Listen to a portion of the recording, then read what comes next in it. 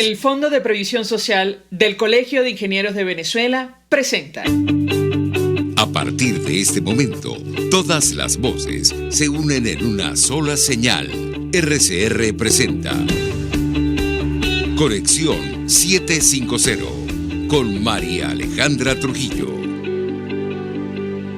Muy buenas tardes, amigos de Radio Caracas Radio. Lo mejor este jueves 25 de noviembre del año 2021. Todo el equipo que trabaja para ustedes a partir de esta hora los saluda. Variada y abundante información que compartir y analizar como es costumbre la tarde de hoy. Esto es Conexión 750. Comenzamos. ¿Qué está pasando en este país? Y saludamos vía telefónica a nuestro primer invitado. Se trata del embajador Emilio Figueredo. Fue embajador de Venezuela y hoy día es editor del portal web analítica.com. Embajador, gracias por atendernos. Buenas tardes. Buenas tardes, María Alejandra. Saludos a tu audiencia. Un gusto conversar con usted, embajador, y mucho interés de conocer su opinión y análisis acerca del tema que debatimos en esta parte del programa, que tiene que ver con la posición asumida por la comunidad internacional luego del evento del 21 de noviembre. Yo iniciaría a partir de los países que han apoyado a la alternativa democrática, que están empujando una transición a la democracia en nuestro país, que han coincidido en asegurar que este proceso se celebró sin condiciones libres y transparentes. ¿Qué puede decirnos? ¿Me escuchamos? Bueno, yo creo que era lógico que sucediera. Ya lo vemos en el informe preliminar de la Comisión de Naciones de la Unión Europea, que por cierto generó unas reacciones absolutamente desproporcionadas y lamentables de parte de Diosdado Cabello, que acusó a la presidenta de la misión de injerencista, de ser producto del colonialismo y todas las historias de la leyenda negra que se puedan aplicar, cosa que es para ellos un grave error, porque al defenderla a ella está ofendiendo a todos los diputados que participaron en esa comisión. Y tengo la declaración del ministro de Relaciones Exteriores de Alemania, hasta ahora como apoyo claro, solamente como era de suponerse la posición de Rusia, ¿no? Embajador, tengo que preguntarle qué lectura hace usted de estas declaraciones que han ofrecido los gobiernos que vienen promoviendo una transición a la democracia en nuestro país, al advertir que este proceso no cumplió con los estándares internacionales. Lo escuchamos. Bueno, es que es una posición muy clara, es decir, desde el 2018 en adelante lo que ha habido son puras acciones ilegales, ilegítimas y no reconocidas por la comunidad internacional. Ellos pretendieron en esto tratar de lavarse el rostro y sin embargo las pruebas fueron manifiestas. Ya lo había dicho el presidente Guaidó antes, al no pronunciarse a favor de ir a votar, al decir que las condiciones no estaban dadas. Yo creo que nos quedamos en una situación idéntica.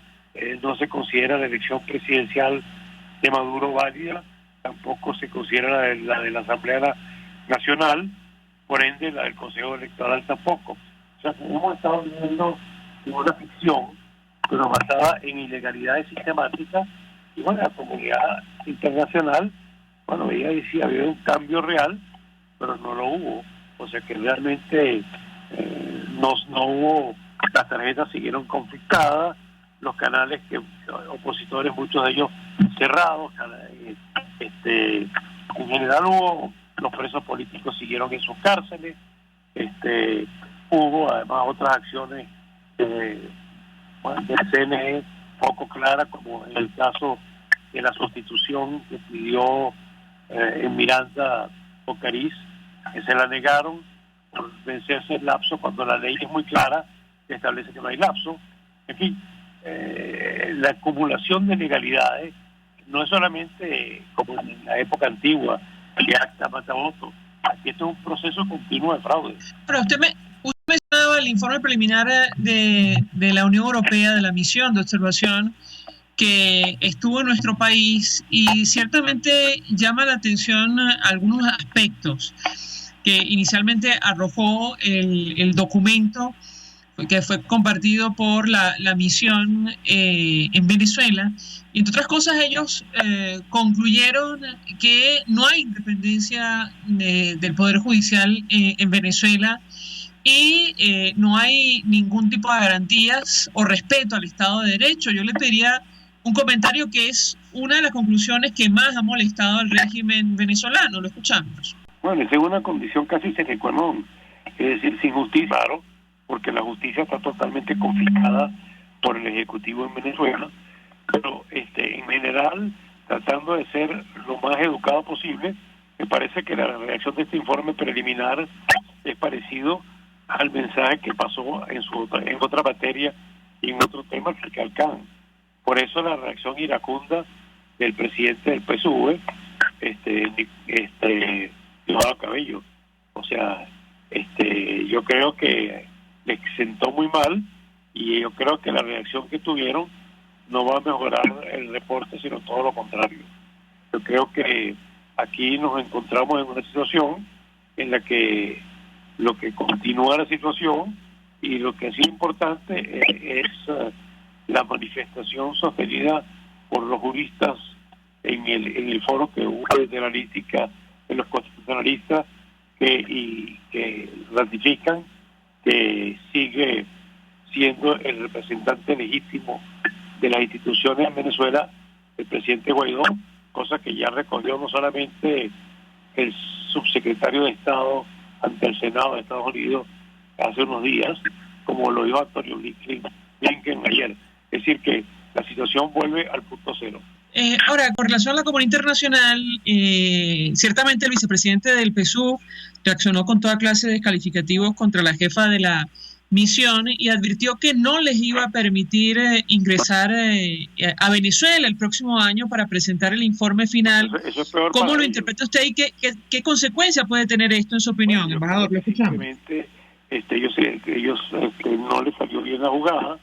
Ellos creían cuando empezaron con el acto sin calificarlo de la orquesta en el patio militar patio de la Academia Militar, en fin, una serie de declaraciones, de posiciones que los hechos demostraron que no son ciertas. Pues aquí seguimos con las mismas limitaciones impuestas por una dictadura que cada vez trata de lavarse el rostro, pero lo que hace simplemente es empeorarlo. Yo creo que ahora vamos a entrar en una fase nueva. Yo creo que estas elecciones fueron importantes porque habla de un día y un día después. Muchos liderazgos de la época antes del 21 fueron derrotados en el domingo, y creo que lo que nos queda es enfrentar claramente la dictadura bajo la conducción del presidente. ¿Qué liderazgos fueron derrotados el domingo en su opinión, embajador? En mi opinión, muchos de los miembros del G4, que ninguno de ellos logró su objetivo. Si tú ves los candidatos que fueron electos a gobernadores, salvo el caso de Galíndez, que era el único que estaba por y el del Zulia, pero el del Zulia había tenido una posición menos ambigua en el caso por ejemplo, de Monoro. Yo creo que no quedaron bien en esta elección ni Enrique Capriles, ni Julio Borges, ni Henry Ramos. En el fondo, más cosechó los alacranes de Acción Democrática que él. Embajador, tenemos que hacer una pausa para ir a publicidad. Al regreso quisiera ahondar en el tema de la continuidad del gobierno interino, reconocido por varios países de Occidente que están, digamos, comprometidos con la transición a la democracia en nuestro país, pero la discusión interna que han planteado algunos de los dirigentes que usted ha mencionado y que ponen en duda la continuación o no de esta figura, de esta institución surgida del Parlamento, electo legítimamente en 2015. Le ruego permanezca unos minutos más. Al regreso quisiera ahondar en este tema. Ya venimos. Usted está viendo Conexión 750 con María Alejandra Trujillo Solo por RCR 750, porque lo bueno une. Puedes seguirnos en nuestras redes sociales. En Twitter, @RCR750, la radio que se ve. Mensaje del ingeniero José Peraza, tesorero del FONPRES CIB. Estimado colega ingeniero arquitecto y profesional afín, el Colegio de Ingenieros de Venezuela y el Fondo de Previsión Social, preocupado por la salud de tu familia, ha diseñado un sistema de salud integral que coloca a tu disposición y que contiene asistencia primaria de salud, ambulancia, hospitalización, cirugía, oftalmología, dermatología, fisioterapia, psicología, odontología, farmacia y funerario. Para mayor información, visítanos a nuestros portales cib.net.be, fonprescib.net.be, Colegio de Ingenieros de Venezuela, construyendo futuro. El que sabe de sabor sabe de saber que Del Corso es la clásica pastelería italiana de Caracas. Qué ricos sus dulces típicos tradicionales, como los auténticos cannoli, la sfogliatella o la cola de langosta, no tienen comparación. La pasta seca de almendras y chocolate o su gran variedad de tortas, cumpleaños, bodas, bautizos o comuniones, reuniones familiares o eventos corporativos. Teléfono 0212-941-1971. Pastelería Del Corso, la pastelería italiana por tradición y excelencia. En Venezuela no hay espacio para la política. En Venezuela no hay un sistema político. En Venezuela hay un sistema amponil. El chavismo no es una organización política, el chavismo es una organización criminal. Y las organizaciones criminales, cuando se les va a combatir, lo que corresponde son acciones policiales y militares, no acciones políticas. Porque si usted asume que una organización criminal es una organización política y se sienta con ellos, estaríamos entonces hablando de que en Venezuela estamos viviendo lo que hubiese vivido Colombia si Pablo Escobar continúa en la política. Exactamente lo mismo. Los ampones disfrazados de políticos o con la política como coartada para hacer las barbaridades que hacen. Y lamentablemente eso es lo que estamos viendo. Y así nos va, de lunes a viernes a las 4 de la tarde. Radio Caracas Radio, porque lo bueno une. El poder de la comunicación en tus manos. Conexión 750 con María Alejandra Trujillo. Solo por RCR 750, la radio que se ve. Continuamos, amigos, en Conexión 750, hablando acerca del impacto que ha tenido este evento el 21 de noviembre, la reacción de la comunidad internacional. Nos acompaña el embajador Emilio Figueredo, editor del portal analítica.com, y yo le dejaba una inquietud, embajador, porque aunque la comunidad internacional lo tiene claro, y me refiero a los países que han promovido una transición a la democracia en nuestro país, en torno a el apoyo a la figura de la presidencia interina surgida de la Asamblea Nacional 2015, algunos dirigentes políticos han expresado, sus dudas sobre la posibilidad de que esto se mantenga en el tiempo. ¿Qué impacto puede tener esto, tomando en consideración lo que usted mencionaba en el corte anterior, la posición asumida por los gobiernos del mundo? Lo escuchamos. Yo creo que eso no tiene ningún fundamento, como vimos en el evento que se montó hace 2 días con los principales constitucionalistas que hay en el país, y después el doctor Duque, el senador. Todos los constitucionalistas han dicho muy claramente que la continuidad del régimen de la presidencia interina no está comprometida, porque se sostiene en el 3 de estrella y en el 7 de la Constitución. Y esa interpretación que ha sido difundida por diferentes medios, es la que se va a sostener y es la que está sosteniendo la comunidad internacional. O sea que pueden decir lo que quieran decir, pero una interpretación clara de la Constitución indica que hasta que no haya elecciones libres de presidente y también de Asamblea Nacional, queda en el poder el designado presidente interino. Ahora, embajador, ¿es esto posible sin consenso político entre los factores que todavía hacen vida en la Asamblea Nacional 2015, en la comisión delegada? ¿Qué opina usted? ¿Lo escuchamos? Bueno, yo creo que la interpretación es clara, la posición es clara, a mucha gente lo va a apoyar. Yo creo que al fin de cuentas, si no lo apoyan, entonces ¿qué va a suceder? Si no es él, no hay más nadie. ¿Y qué significa? ¿Qué consecuencias tiene eso? Bueno, que todos los activos de la República que están fuera, es decir, el oro en Londres, Citco, Monómero, cualquier otro activo que tenga el Estado venezolano, que en este momento está resguardado por la existencia existencia de la presidencia institucional reconocida de Juan Guaidó, bueno, automáticamente pasa a Nicolás Maduro como presidente de facto, porque lo que no puede quedar es en un limbo. Entonces, si son tan irresponsables los políticos que quieren, simplemente porque no soportan no tener ningún peso en las encuestas, de entregarle a Maduro eso simplemente para sacar a la solución constitucional, bueno, van a quedar muy mal. Y yo no creo que haya ninguna fuerza en ellos para poder negarse, y él va a seguir adelante con el apoyo internacional. Embajador, luego del evento del 21 de noviembre y los altos índices de abstención, se ha abierto una discusión sobre la renovación de los liderazgos políticos en nuestro país, sobre todo aquellos que forman parte de los partidos de la Alternativa Democrática. Lo he escuchado a usted en alguna entrevista hablar del surgimiento de probablemente nuevos dirigentes. ¿Qué puede decirnos sobre este tema? Porque, digamos, los aludidos no demuestran ningún propósito de enmienda. Me refiero a los dirigentes que han promovieron la participación el 21 de noviembre y, lejos de asumir la derrota, bueno, han tratado de ofrecer algún tipo de interpretación optimista en torno a los resultados del domingo. ¿Qué puede decir? Nos lo escuchamos. Bueno, yo creo que está muy claro.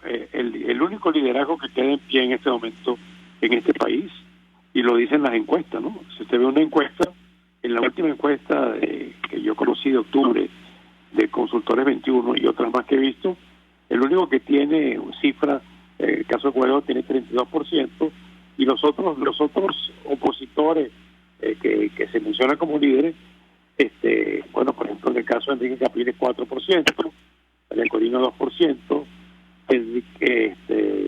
Leopoldo López 9%, y los demás no llegan a 1%.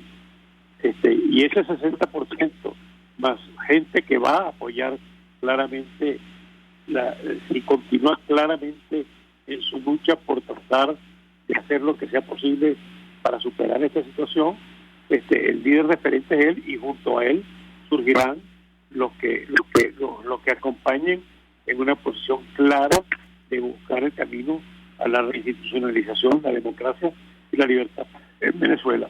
Además, cualquier otra opción no tiene ningún sostén, y si no tiene sostén internacional, ¿qué crees tú que puede pasar con que decidan ellos que definitivamente no es o elijan un nuevo líder? Eso no va a tener respaldo. Y sí es clara la posición, por lo menos, de los que saben y conocen del derecho interno constitucional.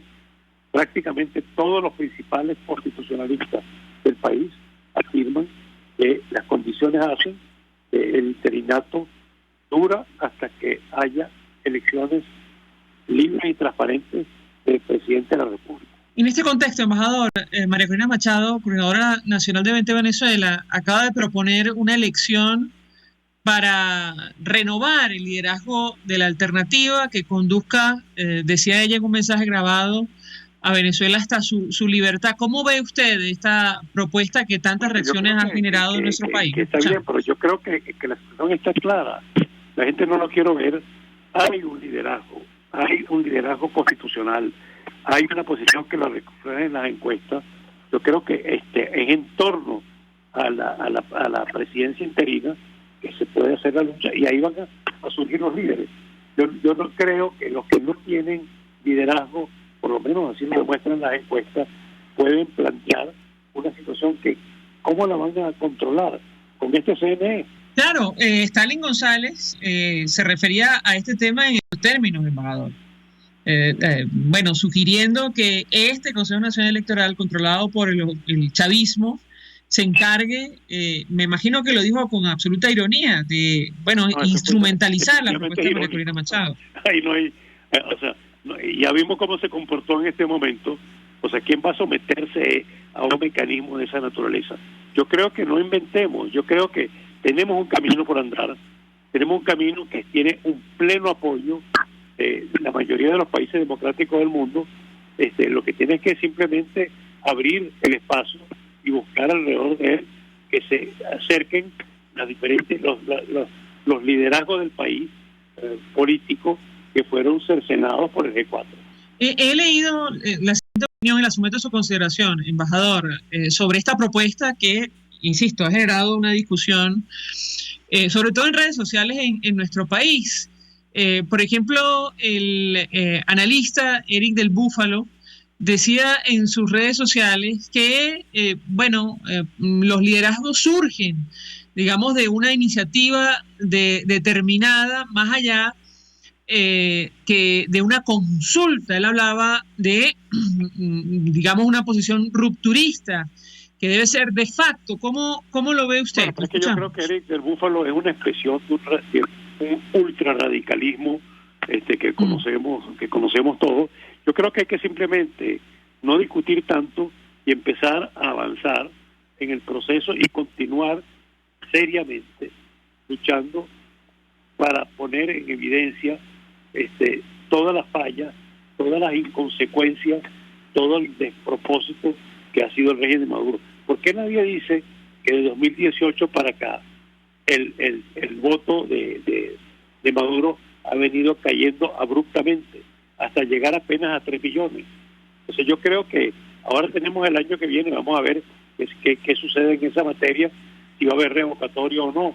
En todo caso, yo creo que la lucha sigue y estas disquisiciones son vapores de fantasía, ¿no?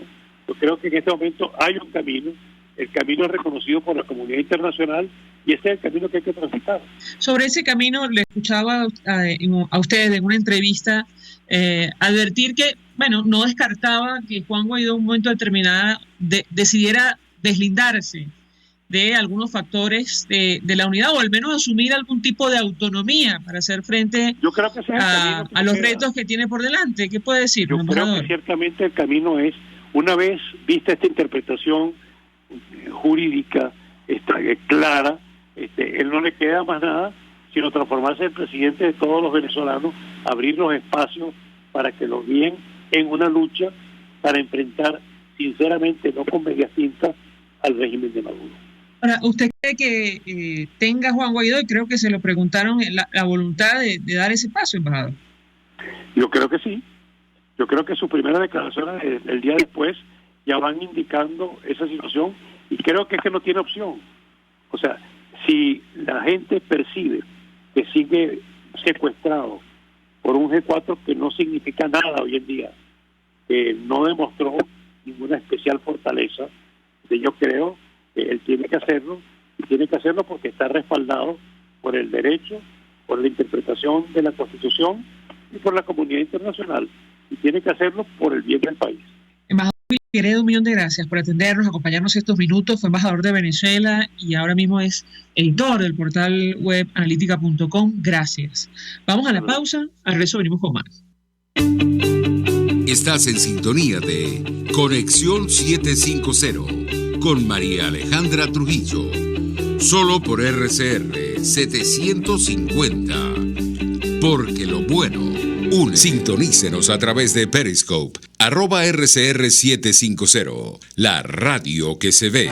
Mensaje del ingeniero José Peraza, tesorero del FONPRES CIB. Estimado colega ingeniero arquitecto y profesional afín, el Colegio de Ingenieros de Venezuela y el Fondo de Previsión Social, preocupado por la salud de tu familia, ha diseñado un sistema de salud integral que coloca a tu disposición y que contiene asistencia primaria de salud, ambulancia, hospitalización, cirugía, oftalmología, dermatología, fisioterapia, psicología, odontología, farmacia y funerario. Para mayor información, visítanos a nuestros portales cib.net.be, fonprescib.net.be, Colegio de Ingenieros de Venezuela, construyendo futuro. En Global Therap seguimos comprometidos con tu rehabilitación física, te ayudamos a recuperarte de tu posoperatorio y en el alivio del dolor. Búscanos en el Centro Comercial Multiplaza Paraíso Nivel Empresarial 2 a través de Twitter e Instagram o llámanos al 0412-256-1104. Y no olvides lavarte las manos con agua y jabón y cumplir con el distanciamiento social. Global Therap y despídete del dolor. En este espacio Nos encargaremos de llegar al conocimiento mediante la observación de la posición de los astros y las características comunes de muchas personas con fechas de nacimiento. Esa energía también nos involucra a cada uno de los signos. Guía astrológica. Descubra la relación de los astros con los rasgos de la personalidad, con los sucesos importantes de su vida y con sus características físicas. También van a buscar nuevas formas de crecer, contactarse con el arte, con la belleza. Guía astrológica, todos los sábados, a partir de las 3 de la tarde, por RCR 750 AM.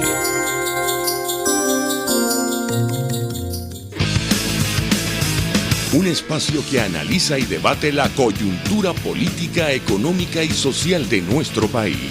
Acompañe cada mañana a la periodista María Alejandra Trujillo en Palabras más, palabras más, palabras menos. Palabras más, palabras menos. Informes, entrevistas, análisis y discusiones sobre los temas de actualidad. Es lo que más te puedo dar, es lo de siempre. Palabras más, palabras menos. De lunes a viernes, de 7 a 8 de la mañana, por RCR 750 AM. Palabras más, palabras más, palabras menos. RCR 750 AM. Porque lo bueno une.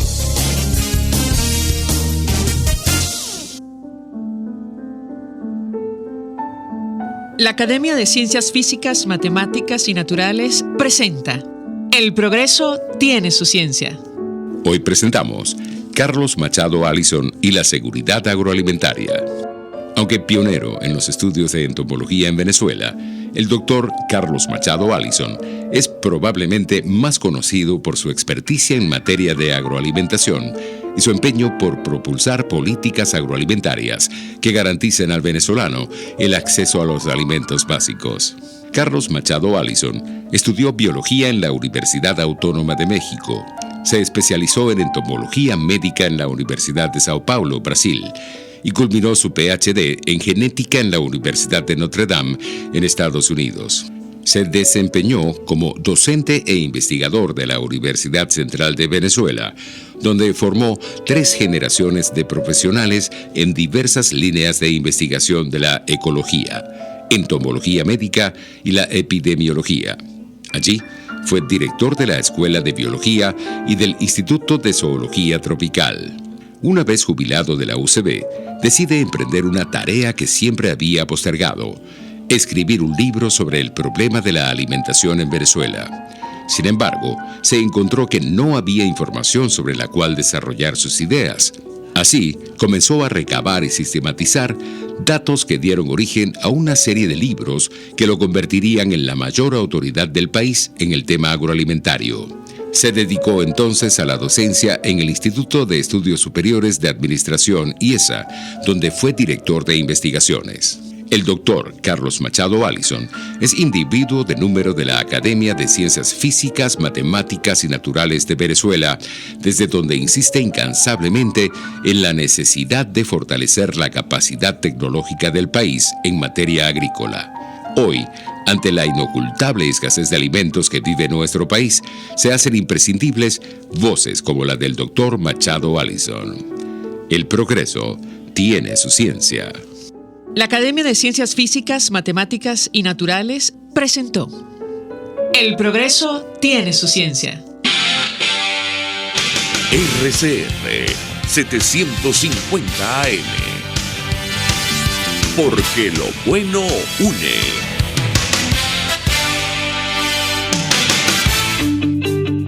María Alejandra Trujillo te acompaña en Conexión 750. Solo en RCR 750. La radio que se ve. Claro y raspado. Continuamos, amigos, en Conexión 750. En esta parte del programa hablamos acerca del telón de fondo de la crisis y la situación económica en nuestro país. Para ello nos acompaña el economista y profesor del Centro de Políticas Públicas del IESA, del Instituto de Estudios Superiores de Administración, Richard Obuchi. Gracias por atendernos. Muy buenas tardes. Buenas tardes, María Alejandra, un gusto acompañarlos. Pues mucho interés de conocer su opinión, análisis acerca del tema que nos ocupa en esta parte del programa, que tiene que ver con el telón de fondo de esta crisis. Y yo le pedí un comentario inicial acerca de algunos indicadores, como el tipo de cambio, el impacto que ha tenido aparentemente el evento del pasado 21 de noviembre. ¿Qué puede decirnos? Lo escuchamos. Bueno, como bien saben todos los que nos escuchan, el tipo de cambio es una variable que se ha vuelto crucial para entender los precios en Venezuela, debido a que una gran cantidad, si no decirlo todos, o la gran mayoría de los precios en el país están denominados en divisas, en dólares, y bueno, el impacto que tiene en bolívares el tipo de cambio es muy, muy importante para todos los venezolanos. Veníamos de unos meses en los que el tipo de cambio se había mantenido relativamente estable y que ahora, después del evento electoral y como cerca de diciembre, vemos cómo aumentó. Y esto nos dice como un par de cosas. Uno, la fragilidad de esta aparente estabilidad del tipo de cambio. Recordemos que Venezuela ha perdido una enorme cantidad de ingresos en divisas por el colapso en la producción petrolera, por la ausencia de otras fuentes significativas de exportaciones, y bueno, tenemos esta economía que en términos relativos se ha hecho cada vez más dependiente de las importaciones, ¿no? Entonces, esa poca profundidad del mercado cambiario, esa ausencia de divisas que fundamentalmente están en manos del gobierno, lo hace sujeto a manipulación, a control. Y yo lo que diría es que de cara al evento electoral, pues pareciera que se hizo un esfuerzo de mantener esta estabilidad, y superado el evento, pues se están haciendo menos operaciones para tratar de controlar esto. Y de paso es posible que veamos un mayor gasto del gobierno ahorita, que es típico a fin de año, lo cual es en bolívares, lo cual va a ocurrir en una economía que no ha cambiado mucho de tamaño y por lo tanto va a generar fuerte presión en los precios y en el tipo de cambio.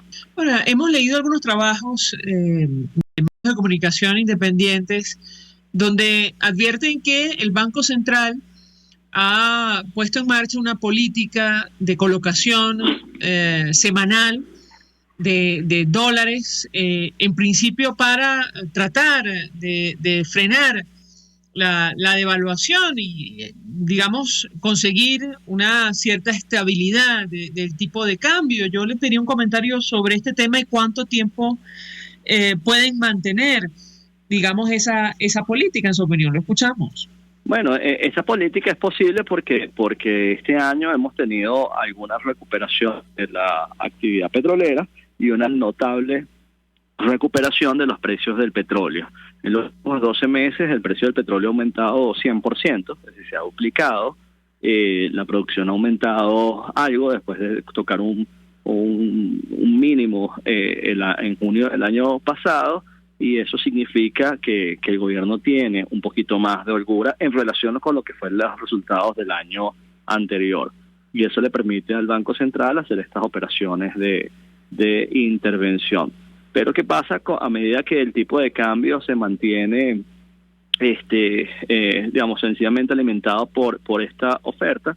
Que algunas cosas que son importadas se hacen relativamente más baratas.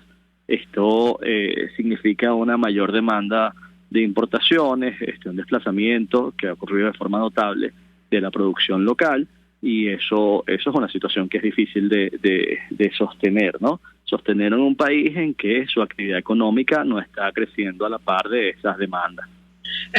Ahora, tomando en consideración lo que ha venido ocurriendo con el mercado paralelo de divisas, ¿es posible pronosticar en cuánto podría cerrar el tipo de cambio este año o no? ¿Es complicado? ¿Qué opina usted? Lo escuchamos. Bueno, es complicado porque se trata al final de una decisión en la cual el gobierno tiene muchas de las variables bajo su control, ¿no? ¿Cuántos dólares está dispuesto a utilizar en el mercado cambiario? Es decir, esto que estabas mencionando de las intervenciones del Banco Central, pero además, ¿cuál es el apetito o la capacidad de control que tiene el propio gobierno sobre su gasto. Hay una realidad, vamos a llamarla cíclica, que cada año, a final de año, el gobierno suele incrementar su gasto, porque los ministerios están, vamos a decir, ejecutando lo que les queda de recursos, porque se realizan pagos de contrataciones y ese tipo de cosas, porque se pagan bonos y otras cantidades de pagos a los empleados del sector público y bueno, también del sector privado, y todo eso pone a circular una gran cantidad de dinero en una economía que de nuevo no está acompañando ese crecimiento en la cantidad de dinero. Eso genera que esos bolívares estén buscando qué comprar, incluyendo bienes y servicios, pero también, por supuesto, divisas, ¿no? Si la oferta no crece a la par, entonces, bueno, vamos a ver incrementos en el tipo de cambio. Si el gobierno, de alguna manera, cuenta con algunos recursos, que es difícil de saber por la falta de transparencia en la información, para atender esta demanda y decide hacerlo, bueno, puede controlar en algo esto. Pero hay sin duda una presión al alza que puede ocurrir que está ocurriendo ahorita y que vamos a ver qué significa en términos de la respuesta del gobierno con base a los pocos instrumentos que tiene en este momento. Ahora, he leído algunos analistas que advierten que esta política, entre otras cosas, la ha implementado el régimen de Nicolás Maduro para tratar de frenar el avance de la inflación. ¿Qué opina usted sobre un argumento de esa naturaleza? Bueno, como les comentaba al principio, una cosa que está sucediendo en Venezuela es que cada vez hay más sincronización entre lo que pasa con el tipo de cambio y lo que pasa con la inflación en bolívares, por el hecho de que una cantidad de cosas están utilizando como precio de referencia los dólares, ¿no? Entonces, si un almuerzo en algún sitio lo venden a $5, y bueno, y el tipo de cambio aumenta, entonces el precio en bolívares necesariamente va a aumentar. Si el tipo de cambio se mantiene relativamente estable, pues hay alguna presión menor a ese cambio en los precios, ¿no? O sea que este tema de qué sucede con el tipo de cambio tiene un impacto directo y significativo en lo que pase con los resultados de la inflación. Eso, por supuesto, en conjunto con otras cosas que tienen impacto en esta área y lo que incluye también el gasto del gobierno, que tanto decide en bolívares en esta época y bueno, ¿qué hace la gente con dinero? Vamos a decir, una realidad algebraica, ¿no? Si la gente si súbitamente ponen a circular más bolívares o hay esta presión para que aumente el tipo de cambio y no hay una respuesta por parte de una mayor oferta de divisas, pues vamos a ver estos incrementos notables, ¿no? Y sin duda esto ha tenido impacto en la inflación. En los últimos meses ha tenido un impacto de reducción de la tasa de crecimiento debido a la mayor disponibilidad de divisas, quizás a una mayor disciplina del gobierno de intervenir sistemáticamente cuando ven estos cambios, pero la pregunta es de sostenibilidad, ¿no? Es decir, el precio del petróleo no aumenta de forma indefinida, la producción de petróleo se ha estancado, las fuentes de otras fuentes de divisas no aparecen, y bueno, tenemos todas estas dudas acerca de qué va a pasar con la actividad económica el año que viene, de dónde va a venir la inversión, de dónde van a venir las fuentes de crecimiento. Ahora, ¿es lo que piensa que Venezuela podría salir de la hiperinflación en el primer trimestre de 2022? Bueno, es decir, hay una definición de hiperinflación que, vamos a decirlo, tiene mucho tiempo y es una definición, vamos a decirlo, como una especie de taxonomía, ¿no? En la cual se dice que si la tasa de inflación mensual ha sido mayor a 50% por un número de meses, entonces estamos en hiperinflación, y para salir de la hiperinflación definida así, pues de mantenerse la tasa por debajo de cierto nivel, estaríamos saliendo de ese periodo, lo cual no significa que estamos superando el problema estructural de la inflación, que es quizás lo que más nos debería preocupar.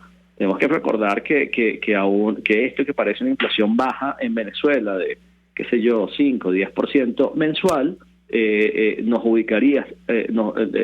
ubica igual como la más alta tasa de inflación del mundo, y donde el siguiente país que nos sigue quizás tenga una inflación de 12, 15% en el año, ¿no?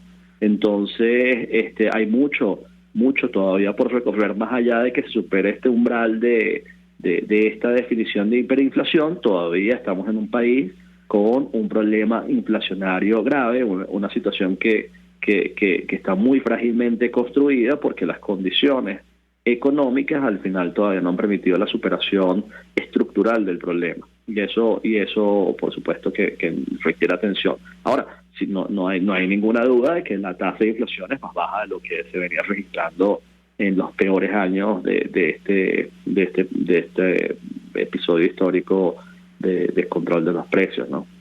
Si permite nuestro invitado, tengo que hacer una pausa previa publicidad. Al regreso quisiera referirme al tema de la posible recuperación económica. Algunos dicen que eso en la práctica no va a ser así, pero la contracción probablemente será mucho menor a lo que ha venido ocurriendo durante los últimos años.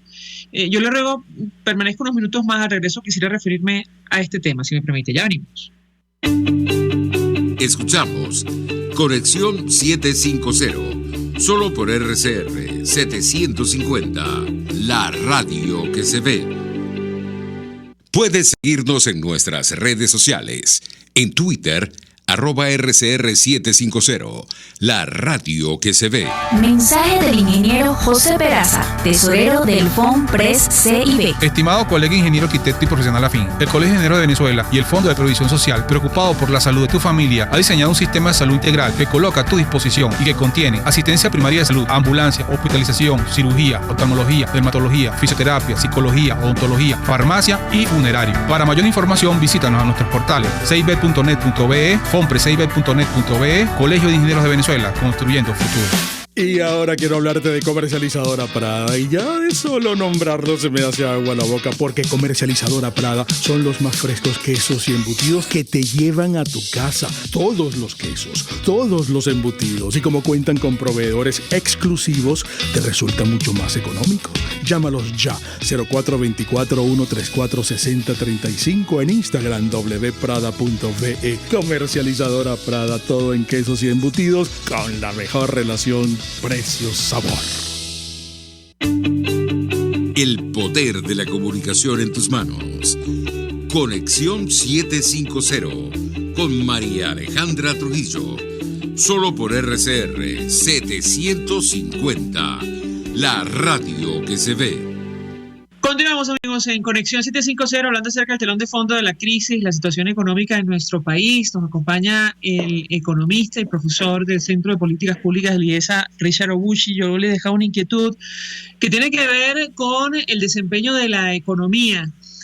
Algunos aseguran que, si bien probablemente en este año no va a haber recuperación, sí, es probable que la contracción sea mucho menor que en periodos anteriores, siempre recordando que Venezuela se ha contraído aproximadamente, y me corregirá si me equivoco, un 80% durante la administración de Nicolás Maduro. ¿Qué puede decirnos? Lo escuchamos. Sí, efectivamente, posiblemente la caída acumulada durante del 2013 al 2020 sea más que 80%, ¿no? Y bueno, y esto nos pone uno de los desastres económicos más intensos del siglo XX. Yo creo que acá hay un par de cosas que vale la pena tener en mente, ¿no? Primero, que cuando estamos hablando de actividad económica, en términos reales, lo que significa es en volumen, en el número de cosas que estamos haciendo, ¿no? De bienes y servicios en la economía. Y tenemos que recordar también que esa comparación de lo que significa crecer o no crecer, o crecer o caer en términos de actividad económica, se realiza haciendo una comparación de un momento, de un año contra el otro. O sea que lo que vamos a ver de resultados económicos, si tuviéramos las cifras del 2021, va a ser comparando las cosas que se lograron hacer este año en comparación con el 2020.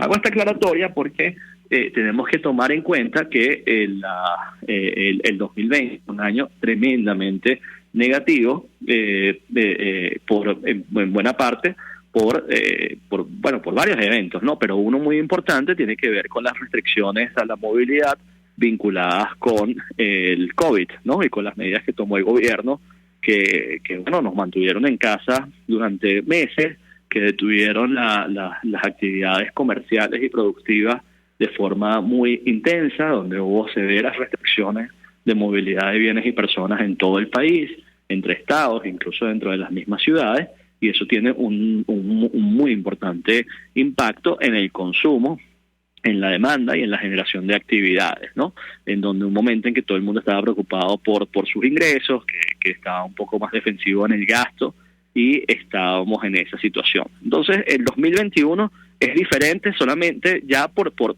tanto porque hay menos restricciones, como porque también las personas y las empresas han aprendido o están aprendiendo a convivir con la pandemia, y eso yo creo que genera un impulso vamos a decirlo, a la recuperación de cierta de la situación económica en comparación con la interrupción que hubo en el 2020, ¿no? O sea que hay que verlo bajo esa lupa. Hay un segundo elemento que contribuye a que el 2021 sea diferente al 2020, que tiene que ver con esto que les comentaba antes sobre la actividad petrolera, ¿no? El año pasado el promedio de producción habrá sido algo así como 500.000 barriles, pero llegó un momento en que estaba en 350.000 barriles diarios la producción. Ahorita este año, pues ya lleva algunos meses en los que lentamente ha crecido la actividad productiva en petróleo, por adaptación a las sanciones, por la recuperación del precio del petróleo. Y eso también significa algún impacto, como veíamos. Pero pensemos lo lejos que estábamos de los 3 millones de barriles que llegamos a producir. Pero lo cierto es que en la comparación año 2021 versus el año 2020 vamos a ver alguna actividad petrolera adicional. Y si bien el PIB, la actividad económica, se mide en términos de volumen de actividad productiva, lo cierto es que los ingresos petroleros han mejorado, producto de la combinación mayor producción y mejores precios, y eso significa que hay mayor disponibilidad de divisas, mayor disponibilidad, algún gasto adicional, lo cual tiene algún efecto sobre la economía. O sea que yo creo que es razonable suponer que este año va a haber un desempeño mejor que el del año pasado, tomando en cuenta esa perspectiva. Pero eso es un desempeño vinculado, vamos a decirlo, a esta interrupción, a todo esto que pasó, a este efecto petrolero. Mi preocupación, y creo que es un tema que es clave entender, es de dónde va a salir el crecimiento del 2022, de dónde vienen las inversiones, en qué áreas, qué posibilidades hay de recuperación. El petróleo, en las condiciones actuales, es difícil seguir dando para la economía, actividades que son las que generan empleo, que generan dinero en el bolsillo para la población. Finalmente, he escuchado la expresión Venezuela probablemente está entrando en un ciclo de estabilización en el foso. ¿A qué se refiere? Bueno, yo supongo que la idea, bueno, yo creo que no sé exactamente a qué se refiere que los hayan dicho, pero yo lo interpretaría de la siguiente manera. Uno, Venezuela es un país, desde el punto de vista de su economía, muchísimo más pequeño de lo que era hace 7 años. La economía venezolana es el 15% de lo que era hace 7 años. El ingreso per cápita ha caído en más de 80%. Nuestras exportaciones han caído en más de 80%. Por donde los miremos, este es un país que tiene una economía muy, muy pequeña. El PIB per cápita de Venezuela es uno de los más bajos de Latinoamérica, cuando antes era un sólido país de ingresos medios de la región. Cuando vemos el tamaño de la economía de Venezuela, que era una de las 4 o 5 más grandes de Latinoamérica, ahora es algo como que están entre el tamaño de Costa Rica y Uruguay, ¿no? Entonces, hemos caído y estamos en una situación en la que después de toda esta caída pareciera que la combinación de algunos de los elementos que se ha estabilizado en ese punto que es muy malo y que es muy bajo. y que ojalá que pudiéramos escapar de él en el futuro.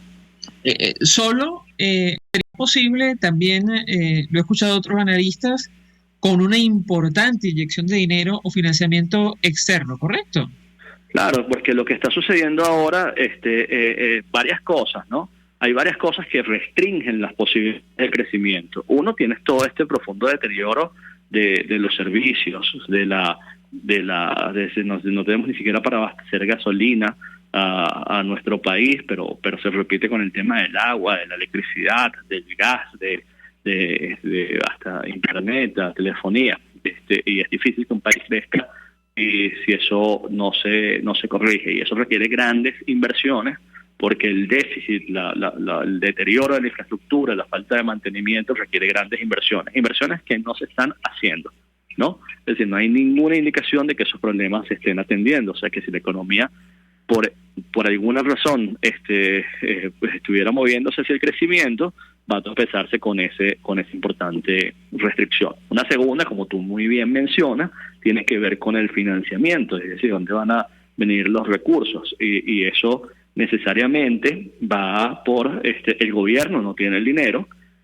los entes multilaterales no están participando en Venezuela, no hay financiamiento porque Venezuela no está aislada de los mercados financieros internacionales, no solo por las sanciones, sino por su situación de default en el pago de toda su deuda. Y la inversión privada, pues depende de que haya condiciones y que haya credibilidad y que haya la posibilidad de pensar que esas inversiones van a ser productivas y se van a poder recuperar, ¿no? Entonces sí, estamos viendo algo de inversión, pero son inversiones, si nos fijamos, pequeñas, con horizontes de recuperación relativamente rápido, muy en el área comercial, que bueno, es decir, cambian algunos aspectos de la economía, pero en realidad no están, no se parece a la gran inversión que nosotros quisiéramos ver, que es la que genera empleo, que es la que genera prosperidad y la que genera mejores ingresos a la población. Richard, un millón de gracias por atendernos, acompañarnos la tarde de hoy, economista, profesor del Centro de Políticas Públicas del IES, expresando opinión y análisis acerca del tema que hemos debatido en esta parte del programa, que tiene que ver con el telón de fondo de la crisis, la situación económica cerrando este año 2021. Nosotros nos despedimos y lo hacemos a nombre de Gémenes Estares en la dirección general de la estación, en la gerencia de producción Willy Charcaya, en la producción Yay Pacheco, en los controles Víctor Mejías, quien tuvo el placer de acompañarles, María Alejandra Trujillo.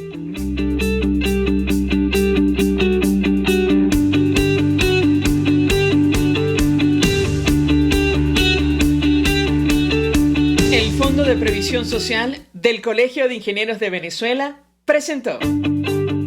RCR presentó Conexión 750 con María Alejandra Trujillo, solo por RCR 750, la radio que se ve.